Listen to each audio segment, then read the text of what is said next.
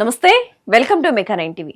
పశ్చిమాసియా రాజకీయ ముఖ చిత్రం ఒక్కసారిగా మారిపోయింది. ఒకవైపు అమెరికా ఇజ్రాయెల్ దాడులతో అతలాకుతలమవుతున్న ఇరాన్ లో ఇప్పుడు ఎవరూ ఊహించని అనూహ్య పరిణామాలు చోటు చేసుకున్నాయి.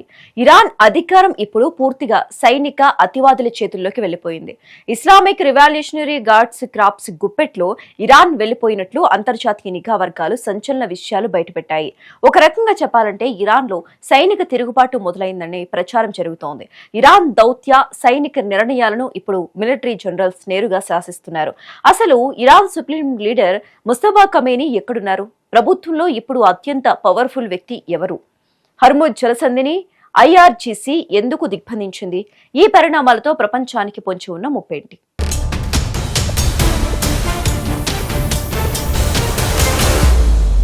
Iran supreme leader Mustafa Khamenei తీవ్ర గాయాల పాలై ప్రస్తుతం హాస్పిటల్లో చికిత్స పొందుతున్నారు. ఆయన ఆరోగ్యంపై తీవ్ర సందిగ్ధత నెలకొంది. అయితే ఈ విపత్కర పరిస్థితుల్లోనే ఆసరాగా చేసుకున్న సైనిక అధికారులు ఇరాన్ పాలనా పగ్గాలను తమ చేతుల్లోకి తీసుకుంది.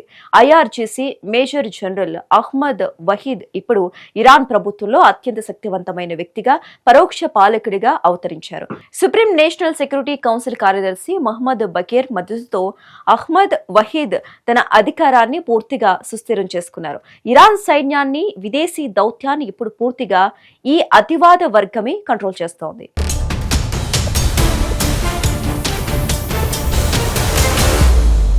అధికారం చేతుల్లోకి రాగానే ఐఆర్జీసీ వేసిన మొదటి అడుగు మితవాద నేతలను ఏరిపారేయటం.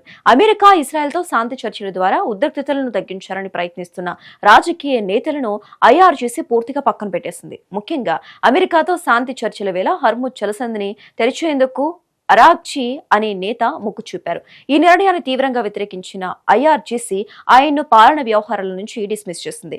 వాషింగ్టన్లోని Institute for the Study of War నివేదిక ప్రకారం ఇరాన్ మిలిటరీ నాయకత్వం ఇప్పుడు ఏమాత్రం రాజీపడే ధోరణిలో లేదు. దీనివల్ల ఇజ్రాయెల్, అమెరికాతో శాంతి చర్చలు ఇక దాదాపు అసాధ్యమని చెప్పాలి.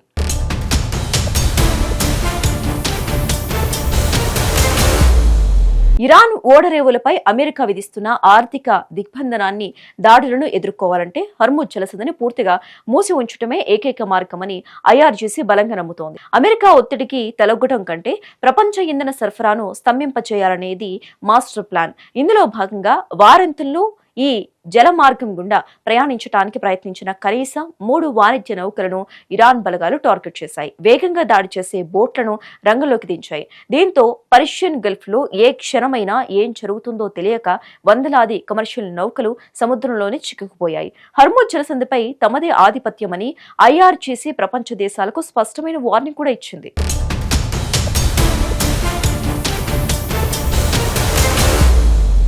ఇరాన్ నాయకత్వంలో వచ్చిన ఈ ఆకస్మిక మార్పులు మిడిల్ ఈస్ట్ లో యుద్ధ మేఘాలను మరింత దట్టంగా మారుస్తున్నాయి.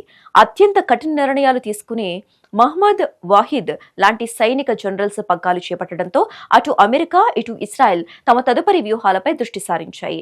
ఐఆర్జీసీ దూకుడు ఇలాగే కొనసాగితే రాబోయే రోజుల్లో ఇరాన్పై అమెరికా ప్రత్యక్ష దాడులకు దిగే అవకాశాలను కొట్టిపారేయలేం. అవే జరిగితే ఇరాన్ మరింత ఏకాకి కావటం ఖాయమని అంతర్జాతీయ రాజకీయ విశ్లేషకులు అభిప్రాయపడుతున్నారు.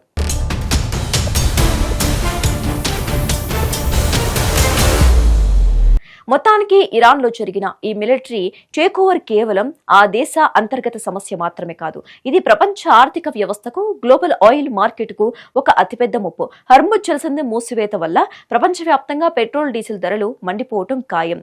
అగ్రెసివ్ గా ఉన్న ఇరాన్ జనరల్స్ ను అడ్డుకునేందుకు అమెరికా ఎలాంటి కౌంటర్ ప్లాన్ వేస్తోందో వేచి చూడాలి.